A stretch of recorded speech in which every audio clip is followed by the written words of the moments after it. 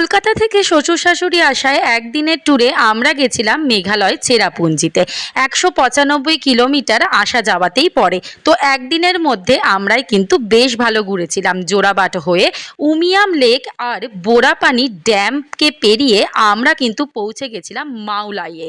তো সেখান থেকেই কিন্তু আবার সামনের দিকে আস্তে আস্তে পৌঁছালাম শিলং পিকে। সেখানে লোকাল গাড়ি চেঞ্জ করতে হয়, জন পিছু ৫০ টাকা আর গাড়ি ভাড়া ২০০ টাকা। সেখানে পে করে সামান্য কিছুক্ষণ একটুখানি রেস্ট করলাম, চা খেয়ে আমরা এগিয়ে গেলাম ভিউ পয়েন্টের দিকে। ভিউ পয়েন্টে যাবার আগে আধার কার্ড দেখিয়ে আর্মি এলাকা পেরিয়ে কিন্তু আমাদেরকে পৌঁছাতে হয়েছিল শিলং পিকে।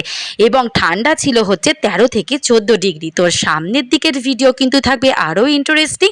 তো সেটা দেখার জন্য কিন্তু অবশ্যই আমার চ্যানেলকে সাবস্ক্রাইব করতে হবে, কারণ মেঘালয় চেরাপুঞ্জির আরও দারুণ দারুণ ভিডিও থাকবে। এখনকার মতো চলো সবাইকে টাটা।